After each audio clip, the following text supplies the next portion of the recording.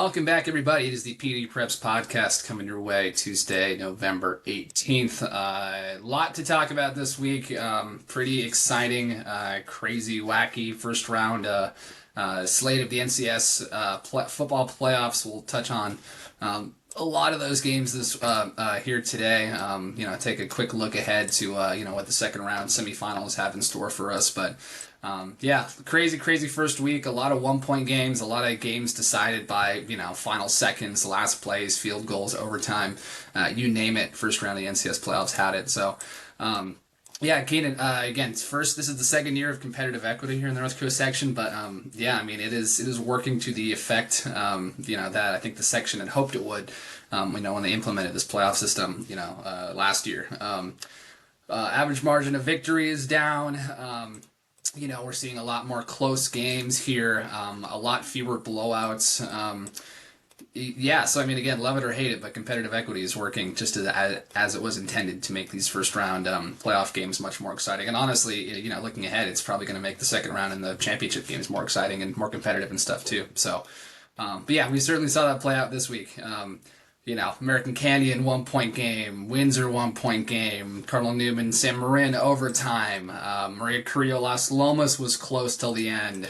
St. Vincent Annalee was a pretty interesting game there too. I mean, some of these games too were, I know 4-5, 3-6, whatever, 2-7 matchups, but, still for most of these games to be decided by, one touchdown or less, definitely shows that the first round of the playoffs, were more competitive than I feel like they have been in years past. So, just a, first week kind of gave us a lot to talk about, it seems like, here for the playoffs. Yeah, absolutely. I guess it is working. The whole competitive equity thing. What a wacky, wild weekend of football. I think we were all, praying just to get to the brackets being released, because I know we had a lot of work to do up to them, but I don't think anything prepared us for what happened this weekend, especially compared to last year. I think it was even more competitive than last year, to be honest with you. I know you crunched some numbers and put them on Twitter in a bit, a couple days ago, but it's quite the opening slate for playoff football here in the North Bay and around the NCS, and still got some teams alive here heading into into the second week. And some teams might feel a little differently about their result than others, and obviously we'll get into that in a quick second here. Wild weekend of football, and it was just super exciting, and I can't wait to see what's next. Yeah, just off the top, we should say, so we have 7 teams, I think, still alive here in the semifinals, and also just kind of looking at some of the brackets and how things shake out, or how the first round shook out. We actually are, at the very least, going to have at least 2 local teams here playing in section championship games. Over in Division 3, we have an all-local matchup between Vintage and Ukiah in the semifinals coming up this week. And then in Division 5, we also have another all-local matchup in St. Vincent and Maria Carrillo playing in the semifinal game there. Technically 3, if you count LC Allen this week. LC Allen, too. Cannot forget LC Allen, actually, too. LC Allen is playing in the 8-person Division 2 championship game this week. Actually going to be our game of the week. Really cool story for LC, again. Just having a resurgence as a program, as an 8-man, as an 8-man team. So... Cardinal Newman advances, Ukiah, Vintage advance, Rancho Cotati advances, St. Vincent, Korea both advance, St. Helena takes care of Sonoma Valley. That was our game of the week last week. We'll touch on that one here too, and also LC Allen took care of business in the first round as well. But Keenan, I think we should start though with maybe the crazy. I mean, again, we had so many crazy games. I think we had Cardinal Newman San Marin was overtime. Windsor Clayton Valley Charter was a 1-point game decided on a last-second field goal. Maria Carrillo Las Lomas was decided on a last-second touchdown. Let's get to it, Gus. Come on. But I think the craziest game, craziest finished, I think it was the game that you were at. You picked a good one. American Canyon versus Cal in the 3-6 matchup in Division 2. Game that we both had picked Cal in. I know that Cal ended up winning, but the final score, again, being 24-23. 24, 23. 24-23 was the final score, California over American Canyon. But that so does not tell the entire story, Keenan. One of the crazier finishes, one of the more controversial finishes, too, we've had. American Canyon robbed. Kind of seems like it. There were some unfortunate calls that did not go their way with, I don't know, last 20 or so seconds left of the game that, led to Cal hitting a game-winning field goal with no time left on the clock. But it was madness, Keenan. I mean, you were there. What was this game like? First half, it was kind of seemed like American Canyon was dominating, and then Cal just puts together a comeback for the ages here.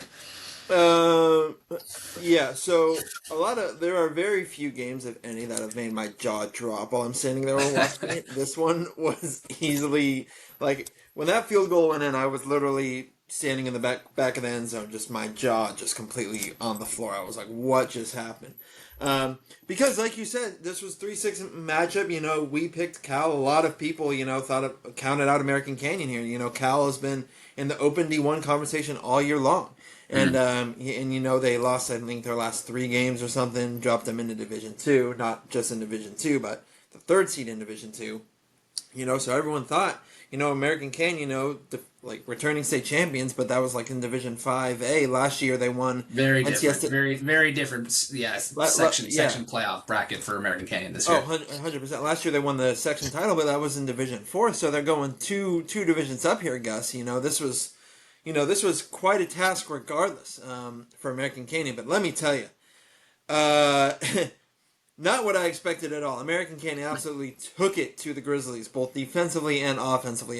California really had no answer for on defense for California's rushing attack. Andre Lopez, Isaac Anderson. And let me tell you something. Cameron Hunter, the quarterback, he's only a sophomore, and for the amount of poise he had, he threw for 2 touchdowns on the day. He was just dicing up Cal's defense when he needed to. There were a couple, honestly, he could have had even more yardages. There were just a couple easy balls that were dropped by his receivers. But man, that was probably, he did not look like a sophomore at all. Let me just tell you that. And he's going to be a star for them in the near future, and possibly, could blossom into one of the best quarterbacks in the North Bay when it's all said and done, dual threat quarterback. So, it was just, I should have anticipated it just by the start of this game, Gus. American Canyon kicked it off, and Cal immediately fumbled the kickoff. So American Canyon took possession on the first try. But one thing I want to point out here, obviously we'll get to the field goal in a second. But one thing I do want to point out here is, American Canyon had even more chances to add points on the board. The first 2 out of their first 3 possessions, they were deep in Cal territory, turned it over on downs, and then again on their third possession, they also turned it over on downs. So some missed opportunities there early on for American Canyon. Kept the game close. It was only 10-7 at halftime, Gus, but I had logged American Canyon for 311 total yards of offense to Cal's 89, which is kind of unheard of. I think it's important to note. Again, you said Cal has been one of these teams that's been in the discussion debate for a spot in the in the Open D1 playoffs, kind of until they had that last the late season skid. But the only reason they had that late season skid is because of the league that they're in. They play in the EBL the EBAL Mountain, which maybe up there. I'd say it's probably the best league that we have in the entire North Coast section. I guess you could make the argument that the REC Adobe is, since they had 3 teams in the Open Division again this year, and the EBAL Mountain only had 2. But when you look at the teams in that, in this bracket, in this league, San Ramon Valley, Monte Vista, De La Salle, Amador Valley, and Cal. Again, that's 5 just elite programs here. They closed out the season, losing to Monte Vista, losing to De La Salle, and losing to Amador Valley. But again, all 3 of those teams, again, Amador Valley, Monte Vista, Division 2 teams, De La Salle, number 1 team, in probably all of Northern California. San Ramon Valley, 8 seed over in Division 1 Open. So this is a Cal team that has played one of the hardest schedules, I'd say, of all the teams in the in the Division 2 bracket. American Canyon has been really good this year, but has not played anywhere close to the type of teams in competition that Cal has. So yeah, when I was looking at your halftime, I was like, holy cow! Like American Canyon, I did not expect this to be this close of a game, and I certainly did not expect Cal to be doing what it was doing at halftime, at the very least, in this game. Yeah, so like 89 yards of total offense, because like I just said, 66 of those came on one play. And that was the opening touchdown. That was the opening touchdown that kind of opened the scoring. It was a 66-yard touchdown. Let me see who that was again. It was Was it Arjun Luke, Banerjee. Luke Arjun Taylor? Yeah. Banerjee to Luke Taylor. You know, Banerjee's been super efficient at quarterback. So yeah, halftime was 10-7. American Canyon gets a field goal late. You know, they get the ball coming out of the half, perfect position. Wolves go down 12 play, 80-yard drive. Perfect drive, near perfect drive. Cam Hunter, Callan Brandt, 7-yard touchdown pass that gives them 77. And then Cal comes out next possession with a little bit of trickery. They have a fourth down in American Canyon's territory. You know, they fake the pump formation and get it on a 20, get the first down on a 20-yard pass. Then Jordan Lee, one of the most efficient backs. I know he had a big year last year. I can't remember what his numbers are this year. But he took it in from 24 yards out, made it a one-score game, 17-14.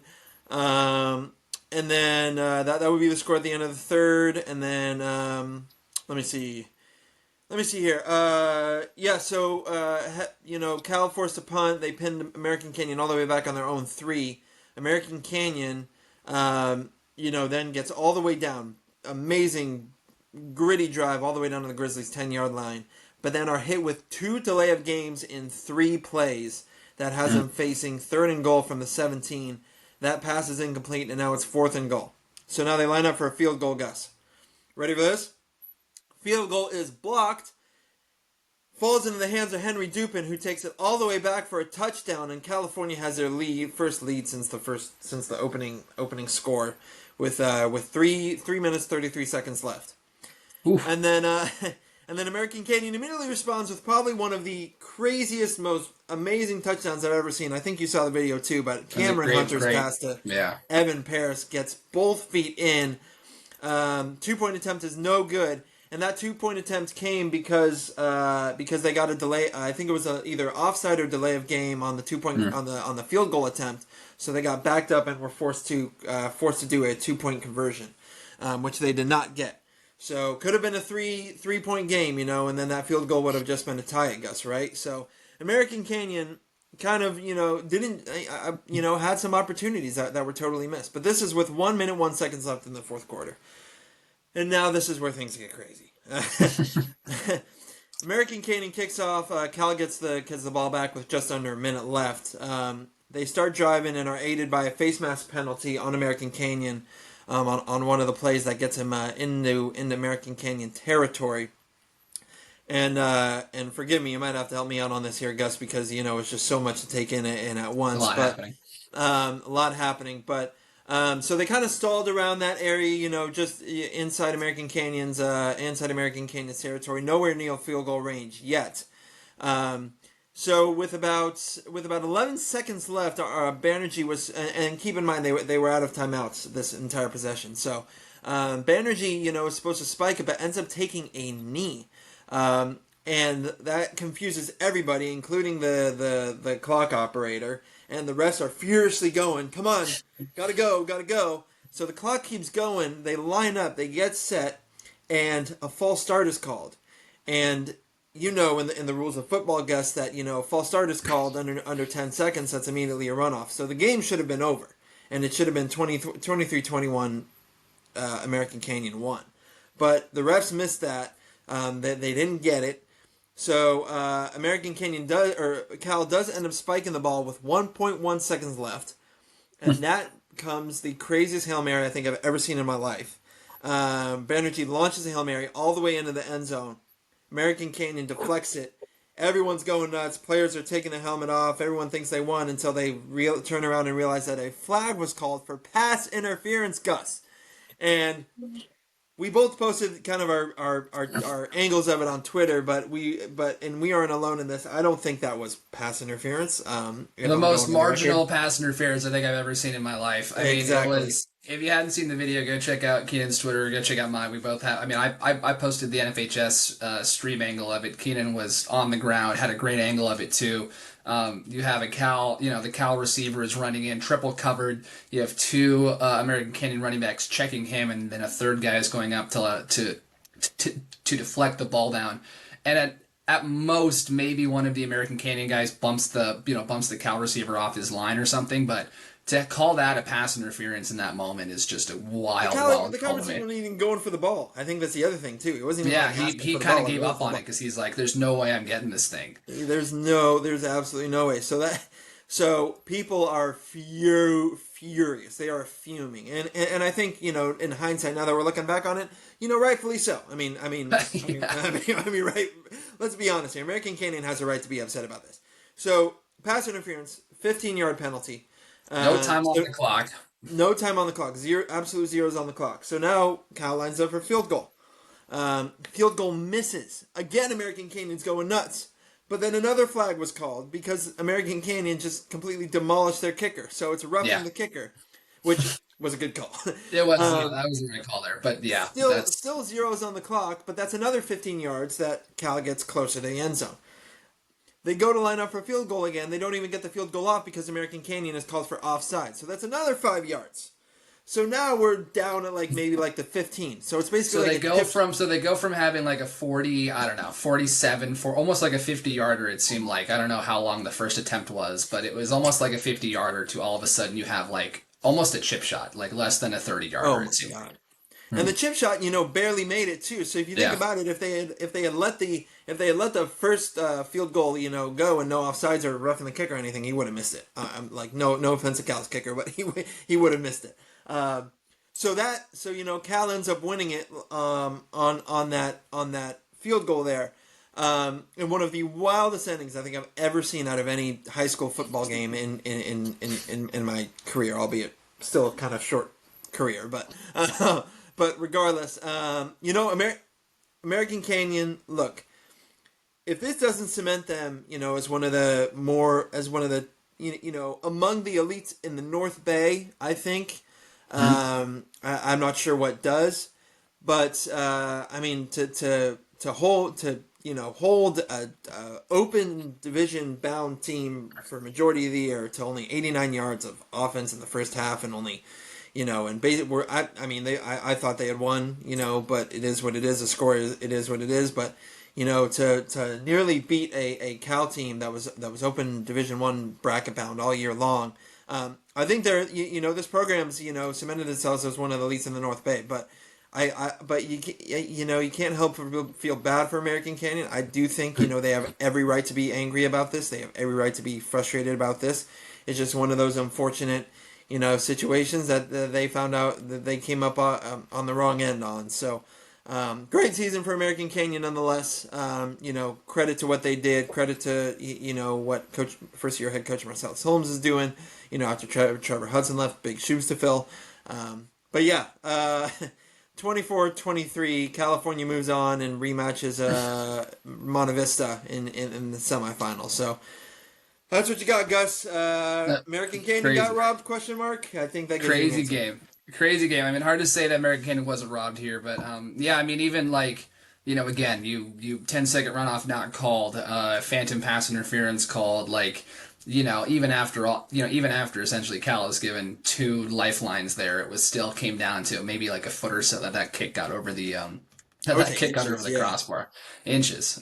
Yeah. So and also, I mean, again, not to make this loss kind of, not to pour more salt in the wound here for American Canyon, but I was also told kind of after the fact that had American Canyon opted to protest this game, there is a protest procedure. But protest, from what I've been told, must be filed within, I think it's like an hour after the game is finished, and they have to be filed with the NCS. This has happened before where teams have protested the outcome of a game. Some teams also, like, some teams have learned the hard way that you have to file a protest like immediately after the game. They realized after the fact, filed the protest too late. Obviously, it wasn't successful, or it couldn't have been protested after the fact. But in this situation, this is a case where American Canyon could have protested the result of this game and looked at the 10-second runoff on the false start call, and they probably would have been successful with that protest. So again, like, hindsight being 2020 here, it sucks that it came down to how it did, but I do think back to your point, just this American Canyon, 2-year run, that they've been on, last year, winning the state championship. This year, going 9-1 overall in the regular season, only lost this year coming to St. Vincent, who's looking super solid again this year. This also, not to kind of play the St. Vincent game here, but it's also like, man, could St. Vincent have also competed with some of these teams in D2? Just based on this result with how American Canyon played against Cal, maybe. But anyway, American Canyon is is certainly one of these programs on the rise. And just with the Red Empire Conference realignment possibly being decided on this week, American Canyon is set to go up to the Adobe division, so they're going to be playing with the likes of Cardinal Newman, San Marin, Marin Catholic here, possibly as soon as next year. So we'll see. I know that American Canyon, again had a lot of great players last year, had a lot of good players this year who are graduating. We'll kind of see what they look like next year. But yeah, just a really impressive 2-year run here for American Canyon. And just kind of comes in ends in what probably the most heartbreaking fashion that you can probably imagine. So crazy game. I'm glad that you were there. I think that if we had heard about this game kind of secondhand, it probably wouldn't have done it any justice to how it actually ended. So I'm glad I was there as well. Yeah, but again, this is just one of many kind of crazy, insane games that we had last week. Probably the craziest though, but probably the craziest. But I'd say a close second, if not, I'll also get attention for first was Cardinal Newman's double overtime win over San Marin, 21-14. Again, this is not a game that either you or I were at. We had our freelancer Christian Beer there. Again, another game that I'm very glad that we had a reporter at, because again, this would not have been a game that secondhand would have done any justice. He also did a great job down there too. He did a really good job. Christian has been killing it this year. If you don't follow him already, give him a follow on Twitter. He's been doing a great job with coverage for us this year.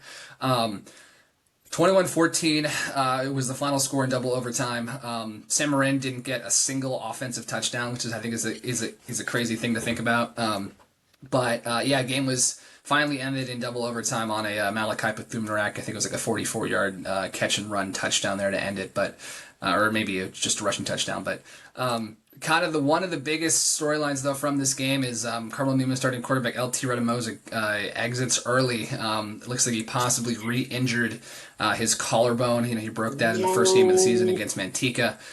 He took a hard hit. I think it was early. A scramble run. I think he went down hard on his shoulder. He stayed in the game, attempted a couple throws, but just looked like he was in discomfort. Came out. Took his pads off, was icing his shoulder, so I think he's getting some imaging done on it this week. But his status coming out for the semifinal game is very much up in the air. It really kind of puts a lot. Newman's back in the situation where they're finally kind of starting to get healthy. They're finally starting to roll, and then LT goes down again. So hoping he's okay. I think if Newman can win this week against Acalanes, which is going to be a huge ask. Now without LT, his status for the for whoever they play in the next game, I imagine it'll be Pitt. If they do, win this week, that'll be, again, a huge thing to watch. But this was a crazy game too, Keenan. Again, just kind of going off of kind of, Christian's, notes and stories and stuff. San Marin led early. Cardinal Newman, ties the game 7-7 at 7-7 at half. Heading into the fourth, Newman actually led 14-7. They scored, I think it was about a minute left there in the third quarter, and then San Marin gets a blocked punt, returns it 30 yards for a touchdown to tie the game 14-14 with 3 minutes left to go. Newman has a really good drive going down.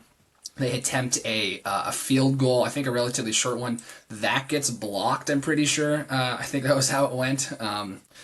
And then San Marin has the ball, I think, with about 2 minutes left, and they have a chance to drive down into field goal territory. They also have a very good kicker who was capable of definitely hitting a game winner or something there. And I think there was some interesting play calling or some interesting time management. I think San Marin had a timeout to burn, ended up not burning it.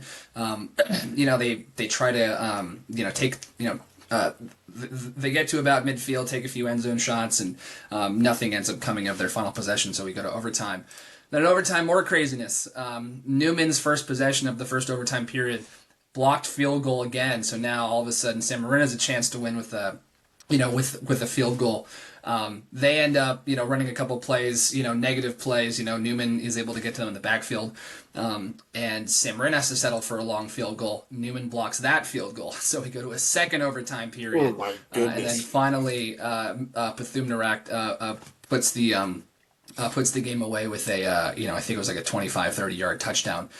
San Marino has one last chance. Again, they get down, I think, to like the 10 or the 5 or something like that. But, fourth down coming. Newman brings the pressure, and, Cimarron quarterback Daniel Rolovich is flushed out and fires his final pass, out of the back of the end zone, and Newman holds on. But yeah, again, another just absolute insane game here, double overtime. I mean, again, I was at the first game that Newman and San Marin play. This is, again, a rematch of a REC Adobe League game. And Newman, shut out San Marin 17-0, last In time these Nevada two. too, right? That was in In Nevada, right? Nevada, this is also, again, without LT, he was still coming back from that. I think it was the last game that he had missed, with his shoulder injury or with his collarbone injury. But, yeah, I mean, this is why it's super hard to play league opponents here, in the playoffs, especially after you played them, less than, a month prior. So another crazy win, for the Cardinals. But yeah, I mean, I think this is, this game coming up this week against Acalanes, here in the Open, or Division One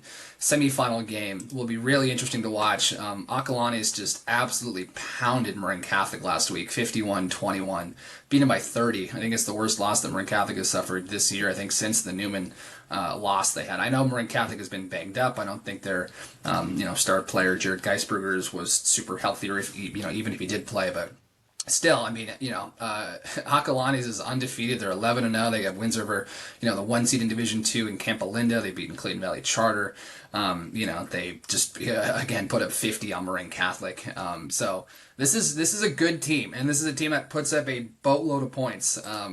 And again, you can look at strength of schedule. I think Newman has certainly played a harder strength of schedule this year, but if Agree. we're just looking at a common opponent here, Newman beat Marin Catholic by 30 or whatever it was. What was that, like 32 or something? And then Marin Catholic beats him by 30. So again, Newman also beat Marin Catholic with LT playing. He wasn't, he didn't have an all-world game, but he was still really good. But yeah, this is just I mean, God, this is just like kind of one of those seasons of what ifs, here for Newman. If they lose this game, it's like, man, what if LT has been healthy all year? Like we saw him, the two games that LT has started and played the full game. They put up 45 points against Marin Catholic and 56 against Vintage. So, and then if you look at, the rest of their schedule, I think they've only put up 30 points in, I think, 3 games. 3 games this season, that he wasn't playing. So, you think against Armio, O'Dowd, and then Windsor were the only 3 games that they scored 30 or more points, kind of, without LT, at quarterback. So, yeah, I mean, this game this week is going to be super interesting. I mean, like I said, Acalanes, can score, has one of the most, dynamic offenses, in the entire section, and Newman has one of the best defenses, in the entire section. So Newman might have to kind of ugly this game up, make it a low-scoring game, and I think that they'll have a chance to win. But yeah, man, without LT, I think both of us, had picked Newman, I think, to beat Pittsburgh here in the Division One championship game. But yeah, now Newman is going to be in for a dogfight this week here against Acalanes. So hopefully LT can get healthy. I would be surprised if he plays this week. I'm not coming at that with any information, just kind of, based on, kind Yeah. of what I heard from, people around the program, people who are at the game, people who are, who are there, watching LT kind of recover. So we'll see. But, I do think it is like, collarbones just take so long to heal. And, just one little tweak of it too, it's, can kind of change things. So, yeah, I mean, again, big spot here for backup quarterback Carmen Guevara here. Again. Again, I know. I mean, but again, hey, he led them to a win over, Grant early in the season. So, this this Newman game against Acalanes will be super interesting. But yeah, I mean, what do you think about Newman's kind of outlook here? Kind of without LT heading into this week. Yeah, just a quick couple points first. Acalanes Marin Catholic, that was a 28-21 game going into the fourth quarter, and then Acalanes scored 23 unanswered points to put it away. Last time, and I think the only meeting between the two, Acalanes and Newman, and I'm looking at back here, was a meeting in the Division 4 semifinals back in 2022. Newman was the 3 seed, Acalanes was the 2 seed. Newman ended up It winning was a close one. 17-14. Yeah, it was a on a close one. I think game-winning someone field had goal. to hit a field goal there late. I think it was for them to win that game. That was Patrick Gardner. Yep, Mhm. Patrick Gardner with the game-winning field goal. So that's the only time I think these two teams have met, at least in the Max Preps era. Um, yeah, look, I mean we've seen what Newman can be like without LT. And are they as offensively explosive? No, but one thing that will definitely keep Newman in this is their defense. We talk about how all these teams that Newman's played that can light it up offensively. Look at Grant for example, and look what Newman did to them. In their second game, right? Only 7 points allowed to Grant, who's a super talented offense, right? So. Mhm. Um, San Marin is known for putting up a lot of points. They shut them out. Marin Catholic known for putting up a lot of points. And look what their defense is. So their defense is going to keep them in it, for sure. And I think Carmine Guevara has done an exceptional job this year at the quarterback spot with LT being out. Keep in mind he did come into Newman as a quarterback, so he does have that experience a little bit. But LT with LT, it just kind of seems to calm the offense down a little bit more. And this isn't going against Carmine at all, but you could just tell that the offense is a lot calmer with him under center, which I think you saw against in the vintage game as well. So yeah, it's going to come down to the offense. What can head coach Frank McManus and company kind of put together on the offensive side. Because it looks like, just based off what Marin Catholic was doing, it looks like Acalana's defense is I'm not going to say easy to score against, but will give up points. Yeah. As good as their offense as good as their offense is, their defense will give up points. So we'll kind of see. I think it's going to come down to Newman's offense and how and what game plan they possess, and I think their defense is gonna keep them in it. So I think it's gonna be a lot lower scoring than people think. But I think Newman could be fine for if they need to, if LT needs to sit a week. So we'll see. We will see. Certainly, we will see. I mean, I'll be at that game this week. It'll be really interesting to kind of see how that one plays out. But yeah, just again, Newman has had, like they've only had a handful of games this year where they've kind of had their full squad together, and they've looked like again one of the best teams in the section. And now it's Yeah. kind of back to doing it with again not a full squad. So will be an interesting game this week. Let's move it on real quick to the game that I was at on Friday night. I headed out to Napa. This is actually our game of the week. Was two league champions playing in St. Helena and Sonoma Valley in the division. I think it was Division 6 first round games. St. Helena was the number 2 seed. NCL 1 champions at 10-0. Sonoma Valley was the RSC Mountain champions at 9-1. So combined 19-1 overall record. Both these teams had kind of demolished all of their. I don't say demolished because St. Helena had a couple of pretty tight games actually during league play, but Sonoma Valley beat everyone pretty handily. St. Helena outside of the games against Willits and Middletown beat everyone pretty handily in league. So kind of a good little good first round matchup here between two pretty stellar Yeah. programs. Sonoma Valley, obviously coming off of the NCS Division 5, runner-up finish last year. St. Helena, did not make the playoffs. Undefeated this year, I think for the first time in regular season since like 2011 or something. So, but this one was interesting. I think both of us had picked Sonoma Valley just because, I think, we were, you've seen them play. They've kind of, again, like I said, beat everybody in league pretty handily. So, Down La Plata has had a really good year. They have one of the best, running backs in the area in Caden Waldrop. They have a couple of good offensive weapons like Johnny Campbell, Benicio Reyes, Colin Buckley. But St. Helena fell behind by 2 scores kind of early. I think they had 3 first half turnovers. And Sonoma Valley looked like they were kind of going to run away with this thing. It was 21-7. I think it was early in the second quarter, and then St. Helena comes back and scores. I think it was 27 unanswered points. Yeah, they scored 20. I think they scored 20 unanswered in the second half alone. They went into halftime. I think they were down 21-14. They get a touchdown. I think it was like a couple seconds left, or 30 seconds to go in the first half. Really impressive catch and touchdown stretch there for wide receiver Dean Summer, who had a great game. Really good player for St. Helena. Saints have kind of always been a more of like a run first offensive identity, but they have Sommer is a really good wide receiver. Latif Basile, a sophomore, is a really good wide receiver. But the guy who I think really led this team to the win was quarterback Johnny Covarrubias.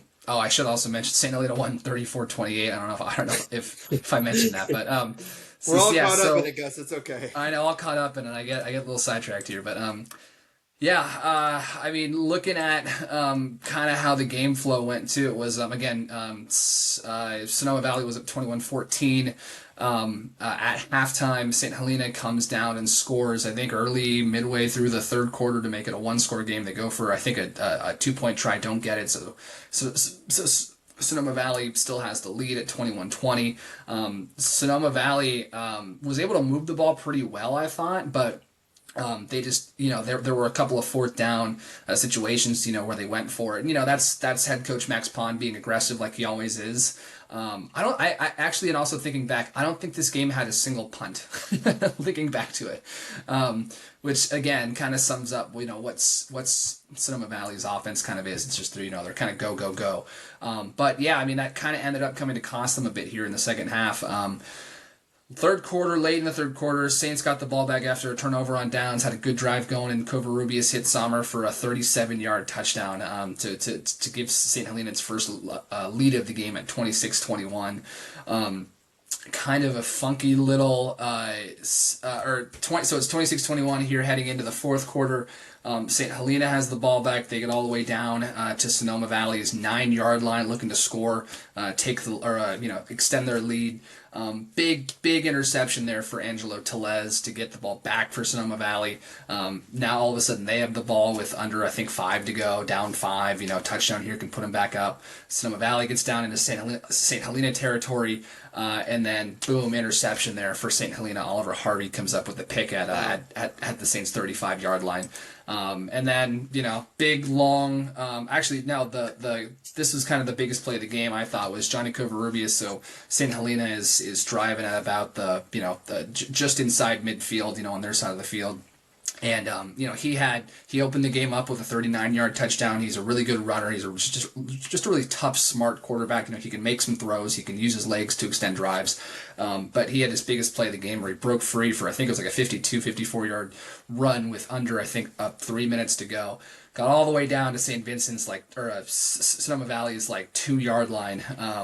And he punched it in a couple plays later to make it 30. And they went for 2. So 2 minutes to go, he gets the final touchdown to make it 34-21. That was, again, 27 unanswered points there for St. Helena. Sonoma Valley not quite done yet. Down Lapata kind of, breaks free for a 46-yard touchdown to make this a one-score game again, to make it, 34-28 with about a minute left. And I'm thinking, all right, onside kick's coming here. Who knows what's going to happen? And instead of going onside, Sonoma Valley ends up kind of pooch kicking it.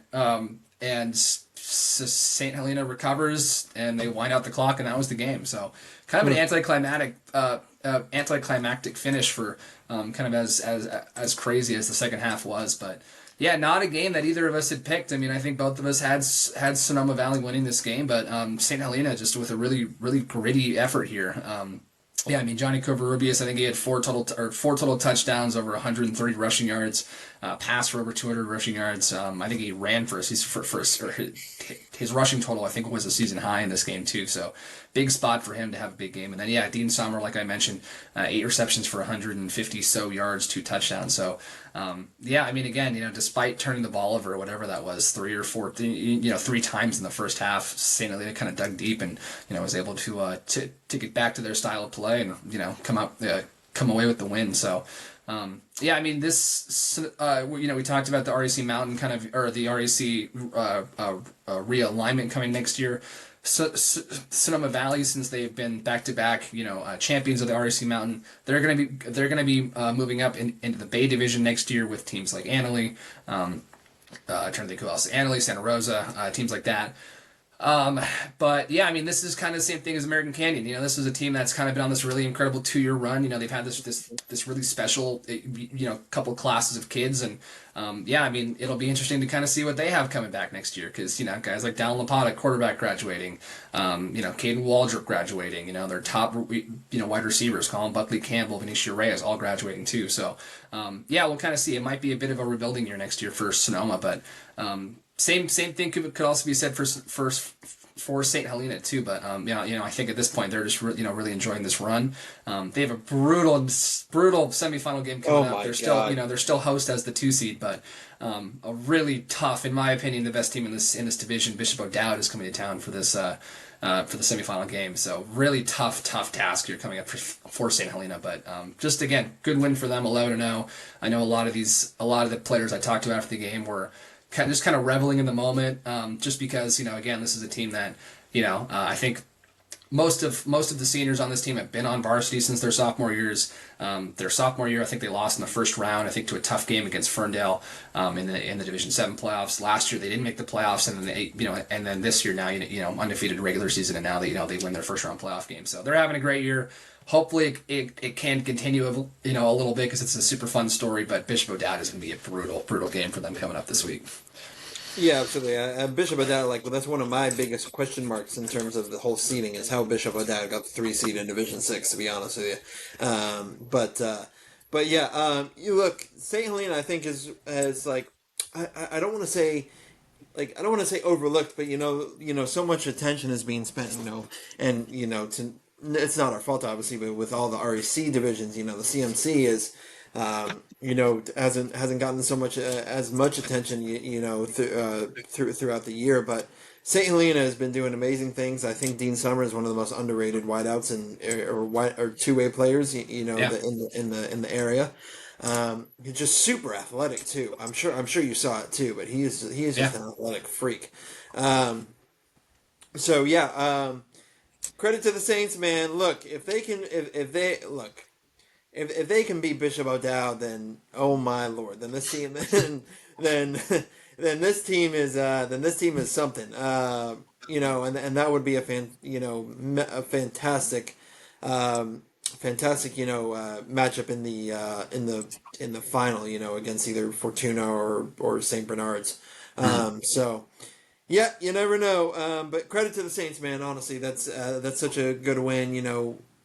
Again, maybe a team a lot of people counted out, kind of like American Canyon. Sonoma County or Sonoma Valley able to get to the championship game in Division 5 last year. So um, yeah, just well done for St. Helena. Well done for St. Helena. I'm also glad you were there too. So we definitely picked some good games this week, Gus. That's for darn sure. and we did. But anyways, Gus, let's kind of go down the list here as we're kind of winding down here. But we got some other first round craziness. Kind of mentioned at the top, 1 point loss. Windsor lost to Clayton Valley. Carrillo lost to Lomas. Annalee with St. Vincent. You kind of alluded that you were there at that one. LC back in NCSL game. Gus, let's kind of go down the list here. Let's kind of talk real quick about Windsor losing to Clayton Valley Charter. This was a 4 versus 5 matchup. Uh, kind, This is kind of Windsor. similar to the American Canyon game, just without all the extra drama, I guess. Windsor has had maybe one of the most brutal, I don't know, last 4 weeks of the season. I think, as you can imagine. If you think back to their second to last game of the regular season, they lose to Rancho Cotati on a last second touchdown with I think 20 seconds left. Regular season finale, they lose to Marin Catholic on a 2 point conversion with no time left on the clock. And then Clayton Valley, they lose, this week 20-19 on a field goal, I Oh, think, with maybe 10 seconds left. I mean, again, Windsor finishes the year 6-5, but out of their 5 losses, I think 4 of them were decided by a touchdown or less. Yeah, I mean, one of these teams that was just so close all year, and that just could yeah. not get over the hump late in some of these games, or just got some bad breaks. But yeah, Clayton Valley Charter, another one of these games that you kind of look back on, and there are probably some what ifs in this game, but yeah, from what I heard, it was Clayton Valley was up 10-6 at halftime. Windsor comes back. They actually take the lead in the second half. The defense was actually huge for Windsor in this game. I'm pretty sure they had a punt or they had a block punt for a safety that put them ahead. I think that was like late in the third or something like that. So Windsor actually led this game 19-10 after trailing 10-6 early in the fourth quarter. Clayton Valley Charter. Actually, so I should go back a little bit because they went up 19-10 on a field goal. I think they were all the way down at Clayton Valley's like 1 or 2 yard line, like knocking on the door, and they were like, all right, do we go for it or should we take the points here? And they ended up taking the points. Well, again, hindsight being 2020, you try to go for it in that spot. If you get it, they probably win this game. But again, that Right. game probably also changes completely, if they score there. So they go over the field goal. They're leading 19-10. Clayton Valley Charter on their next drive. They're facing like a 2nd and 40, I think, backed up after some penalties or something like that, and they hit a star running back, Jadis Lucky, who's a Fresno State commit, probably one of the top North Bay or top running backs in the entire Bay Area, if not all of Northern California. He breaks free for an 80-yard screen pass for a touchdown to make it 19-17 here. Heading down late, I think Clayton Valley got the ball back. I think it was I forget how much time was left in this game. This is all just kind of against second half information here, but I think they drive down the length of the field. They actually have a pretty good shot at hitting a field goal here in the closing minutes, and they drill it. I'm trying to see how long the field goal was too. I think it was about like a 25-yarder or something like that. So. And then again, Windsor has the ball, with 30 seconds left. I don't think, any timeouts left and just can't get much going, after that. But another one of these games that just Windsor is just in it all the way to the end and, just, comes out on the wrong side. But, again, I kind of mentioned, I think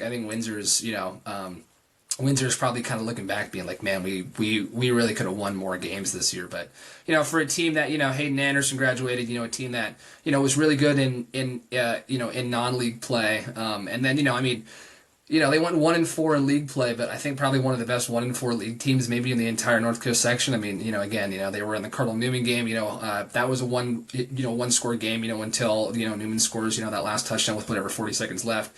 San Marin, they're in that battle all the way. Vintage, they end up winning in overtime. Rancho Cotati, they lose that one late. Marin Catholic, they lose that one late. And then Clayton Valley Charter, they also lose that one late. So I mean. For what I think many people thought might have been a rebuilding year for Windsor, was still a really impressive year, nonetheless. And Yeah. they have some really good pieces coming back. Carter Vosa's coming back for a senior year at quarterback. Blake Ferranato just had an insane sophomore or an insane junior year. Led them with 903 reception or 903 receiving yards this year. There wasn't a whole lot of offense in this game for Windsor, but. I think you look at some of the guys that they do have coming back, and I think that they should be an interesting an interesting team next year in the Adobe division, and just get guys who are back too, going to be super battle tested, kind of coming off of this last year too. So.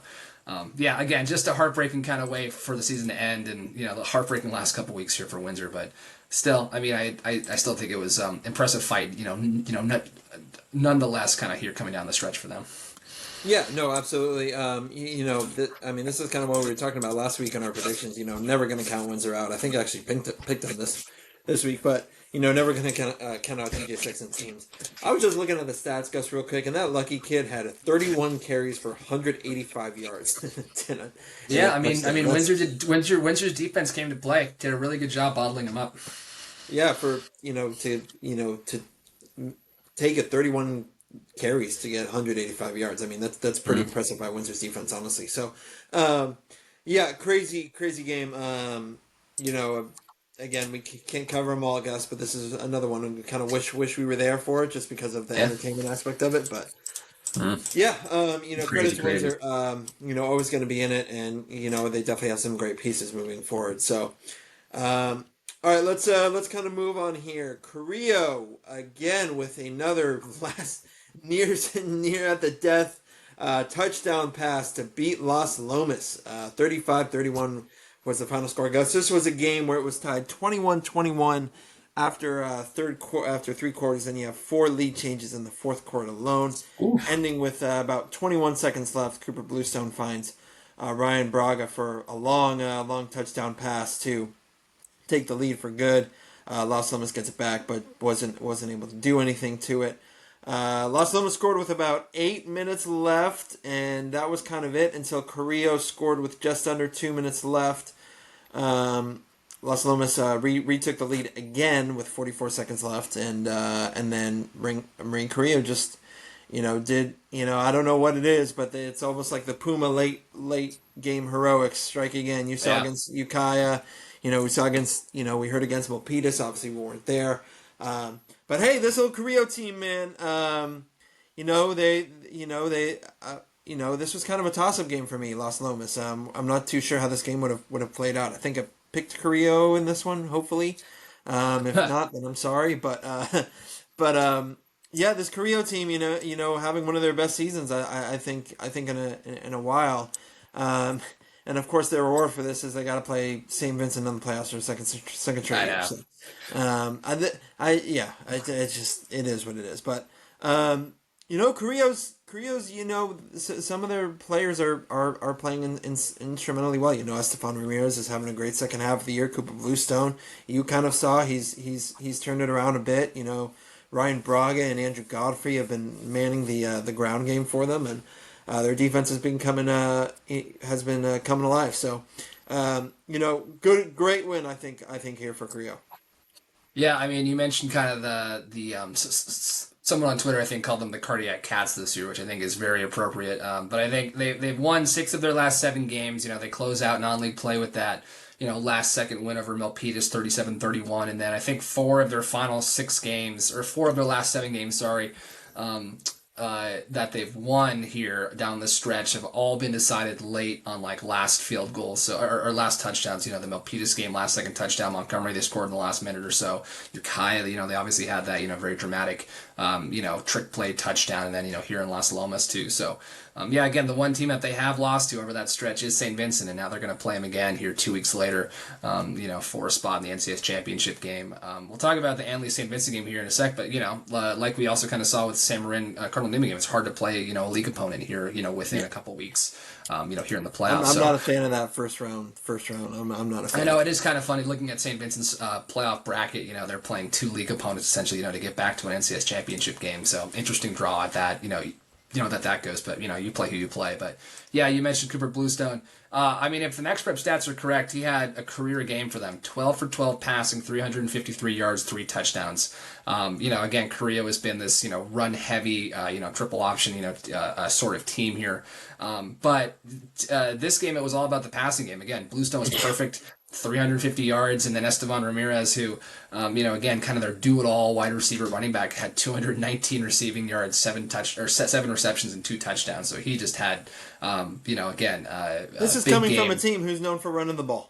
Yeah, exactly. So again, get you a team who can do both, and Carrillo showed that they're not this one-dimensional running offense. So yeah, huge game for Carrillo. That St. Vincent game, I think you'll be at that one this week. But yeah, again, it was a pretty handy win, or pretty handily won game for St. Vincent, 39-14 last time they played. But again, that was 10 days ago or whatever, 2 weeks ago. By the time they play on Saturday, so we will see. But kind of like I saw on Saturday.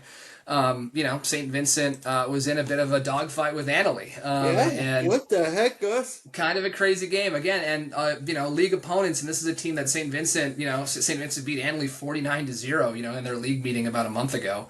And this one was very different. Now, again, it was very different also because St. Vincent was without starting quarterback Gabe Casanovas. I think he got a minor concussion, in their season, or in their last game. I think that was actually against Carrillo. And so he did not play, and then also star running back Mason Catarelli was also out again, I think for his 3rd straight game. Trent Herzog, their head coach, said that Gabe will probably be cleared to play this week against Carrillo, but he thinks that Mason Catarelli might not be back until the NCS championship game. Again, if they can win this week, so they're hoping to get him back. I think in the next week or 2 weeks, but Casanova should be back this week, but. Yeah, this was an interesting game. Again, with some backups here playing for St. Vincent. Now, again, St. Vincent's backup quarterback, Willie Peterson, is still a very, very, very, very competent and very good quarterback. He had a great game. Great game for the Mustangs. I had him for like 243 yards, 3 touchdowns for him. But yeah, this was kind of a dogfight for the Mustangs. It was a one. It was St. Vincent again. Never trailed, but it was close late. I think it was St. Vincent, I think, had led by 2 scores at a couple points, but each time kind of Anley would come back and answer. Heading into the fourth quarter, Anley had actually scored a touchdown to make it a 1-score game. I think that was to make it 34, 35, 28, I think. Brance Jacobs had a great game for Anley. Star running back for them. He had 148 rushing yards with 3 touchdowns. He had 2 rushing yards or 2 rushing touchdowns of 29 and 44 yards in the first half. So big game for him. St. Vincent was kind of able to bottle him up a little bit in the second half, but he still had a touchdown late in the in the third quarter. I think in the closing seconds to make this a 1-score game here going into the fourth. And then fourth quarter was really interesting too. It was I'm trying to pull up my notes here because. There was a lot of football to get to get through last week, but St. Vincent starts with the ball deep in their own territory. They fumble it actually and give it right back to Annalee. Annalee gets the ball back, I think, at St. Vincent's 41-yard line with about 10 minutes to play, and all of a sudden Annalee has all the momentum. They had a pretty rowdy crowd, that had traveled out all the way out to Petaluma for this game. So momentum was kind of on their side. St. Vincent or Annalee. Isn't able to do much. They get down, I think, inside the 30, but then I think it was Frank Monticello came away with an interception with about 7 minutes to play on fourth down. Kind of Annalee quarterback. Justice Wagner, actually their third-string quarterback, made his first varsity start for him too. He actually had a pretty decent game. I think he passed for over 180 yards. Wasn't the most efficient, but had a couple really big plays. Logan Willis had a couple of huge receptions. He had a good game receiving for the Tigers. But when Annalee got when St. Vincent got the ball back with about 7 minutes left, they went on I think it was just all runs, just run heavy drive, killing the clock out. But they actually kind of still had to make a play late to put this game away. I think they actually got a 19-yard touchdown here from George Chaput. George Chaput, had a huge game for them too. Again, kind of filling into that kind of do it all back roll. That Catarelli kind of inherits. But yeah, St. Vincent. So Chaput had a 19-yard touchdown called back. Due to a penalty. St. Vincent was just kind of like hampered by penalties all day. I think they had 10 for over 100 penalty yards. So not a great game for the Mustangs as far as that goes. But so they're backed up after the hold. Then Annalee gets a sack. So now it's all of a sudden 4th and 14 with I think it was like a minute left to play, and Annalee's crowd is going crazy. St. Vincent is trying to score kind of on the side that Annalee's fans are all at, so it's starting to get loud. And Willie Peterson steps up clutch with a beautifully executed play. I think one that they had drawn up kind of in the huddle after a timeout. Right to Barrett Chaput for a 32-yard touchdown to put the game on ice with about 50 seconds left. So. Huge finish to this game for St. Vincent. But yeah, I mean, this was I think players and coaches were both like, yeah, this was an ugly one, but all that matters right now is winning and advancing. So St. Vincent gets it done. But yeah, George Chaput, again, huge game for him. He had two rushing touchdowns, 2 receiving touchdowns. He led the Mustangs in both rushing and receiving yards. But a gritty win for St. Vincent, who has not been in many close games this year. They had I guess in a while, they had the early kind of close games against Woodland Christian and against American Canyon. But since then, they've kind of been handling business, and so now to kind of see them kind of getting back to playing, with their backs against the wall and showing, that they can do this, even a bit shorthanded. A good sign for them kind of going forward, but. Yeah, D5, it's just an interesting bracket. I'm really curious to see how the other side of this bracket goes this week with Salesian playing at Ferndale and the 2-3 matchups. It's going to be a really interesting game going on up there. So whoever wins that game will play the winner of Maria Carrillo St. Vincent for the Division 5 title. So again, one of these games that we are going to have a section a local team playing in a section championship game this week. But Yeah, kind of a crazy game, and yeah, this Carrillo St. Vincent game should be. I think it will be better than the first one. I mean, again, I think St. Vincent won pretty handily, but again, kind of like we saw last week, with this handily St. Vincent game, playing a league opponent in the playoffs is tough. So, yeah, interesting game though. But I still think St. Vincent should have a pretty good shot to win this and have a good chance to win another section title. Yeah, I agree. Yeah, playoffs is a different energy, I think, too. Brings out the best in pretty much all the teams. So, yeah, credit to Annalee for battling there, especially with their third string quarterback. There were some questions about whether starting quarterback Matthew Medina was going to come back from a broken hand injury he suffered against Carrillo and actually play in this game, but obviously not. So, yeah, yeah. Credit to St. Vincent getting the job done yet again. I do think the Carrillo game is going to be fascinating because I think Carrillo is actually, apart from that St. Vincent game, has been pretty much on a tear. So should be interesting. But then again, St. Vincent does have pretty ultimate home advantage going, to that campus on a Saturday afternoon is no easy task. So we will see, Gus. We will see how Saturday unfolds. Yep. Well, and last thing we're going to touch on here with our first round games. There are some games that we did not get to, but again, a lot of these other teams that we have not talked about will be playing this week. So I think we'll talk about those games here coming up next week, obviously. Although actually we'll have to figure that out because you won't be around next week. So we're going to figure out how we're doing our podcast schedule if we are doing that next week. So. But last game we should talk about here is LC Allen getting back into an NCS championship game for the second straight year. Just a really cool local story here. Again, LC Allen, their football program has struggled historically. Probably been one of the just for lack of a better word, one of the worst football programs that we've had as far as 11-man goes. Multiple 0-win seasons. They ended up having to fold their program for a handful of years, I think from like 2018 to like 2021, 2022. Ended up coming back as an 8-man team. They went winless as in their first year as an 8-man team, and then in their second year last year they make it to an NCS championship game, lose in heartbreaking fashion to Cornerstone Christian, and they come back this year to have a what was that? In a shootout. In a shootout. And it was like a 90, it was like 86, Yeah, it 85 or was something nuts. crazy. What's And the so funny? this year, LC Allen has come back. They have a big loaded senior class. They have some momentum coming off of last year. And they're back in an NCS championship game here, playing the same team they played last year, Cornerstone Christian, in the NCS Division II 8-person title game here coming up on Friday. So that actually is going to be our game of the week, just because again, this really cool story with LC Allen. There also are still some questions of whether LC Allen, the school, could close or not. There was obviously a lot of debate around that with the Santa Rosa School District last year.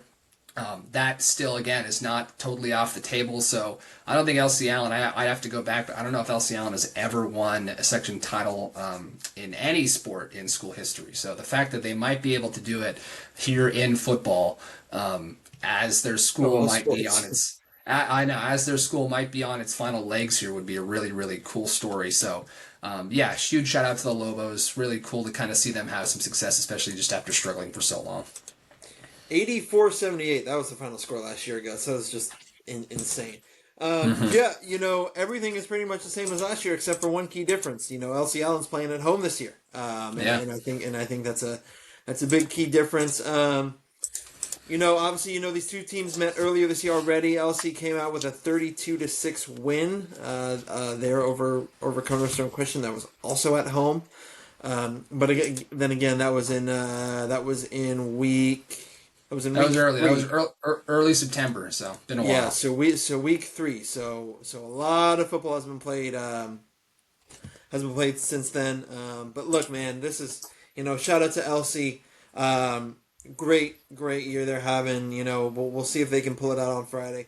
But I do want to give a shout out because in the other NCS championship game, again for like the fifth straight year, my Stewart Hall Knights are in the title game, baby. Go Knights, go Knights. Let's see if they can break the skid finally and win an NCS title game.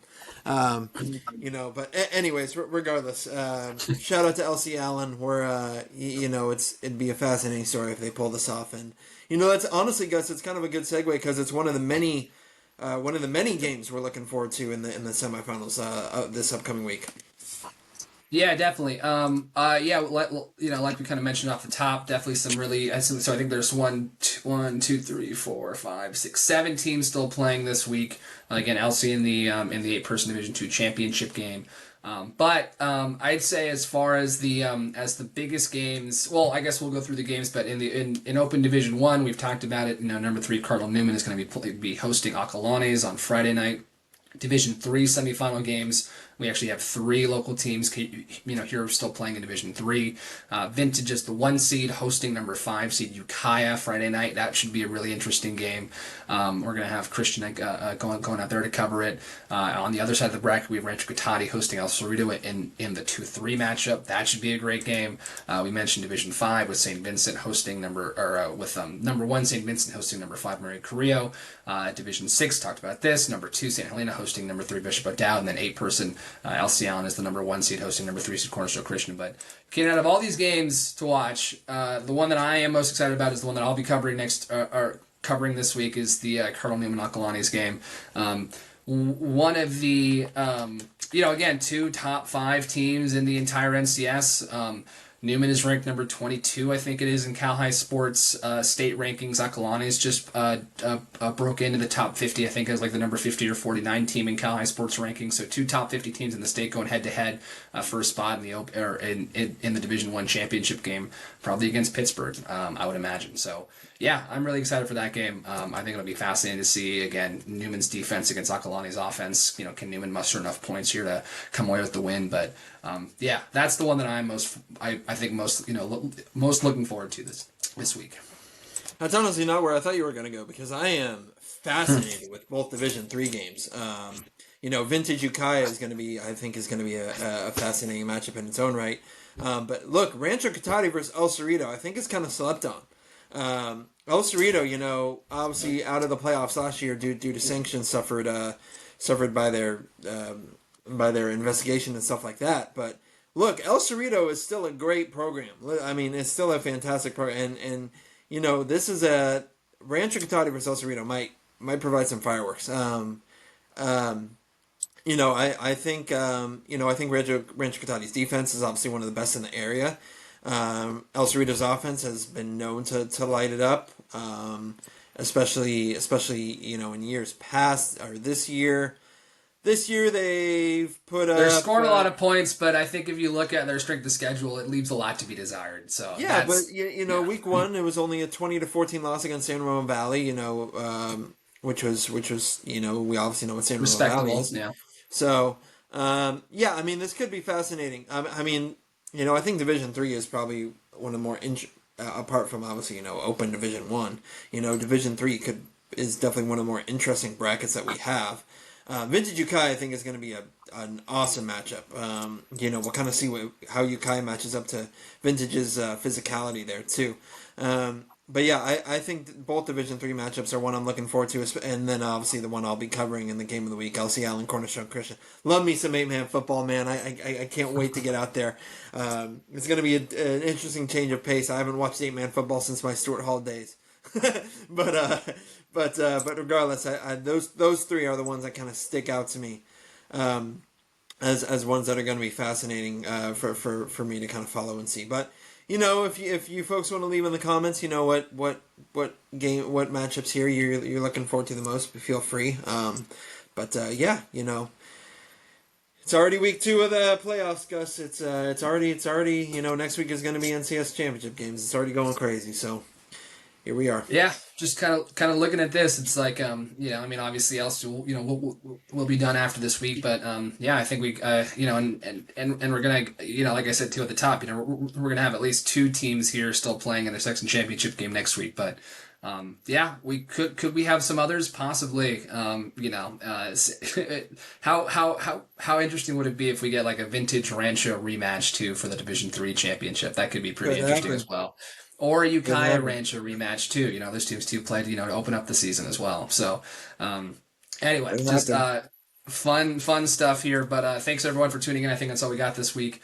And again, another exciting packed week here of football playoff action coming your way. But thanks for tuning in. Thanks for listening. However you guys watch or consume this. So Yeah, hopefully we'll catch you guys again here the next week or so. But yeah, good luck to all to all the local teams here in here in their playoff games this week. Big week coming up. Big week. Thanks, guys. Appreciate it.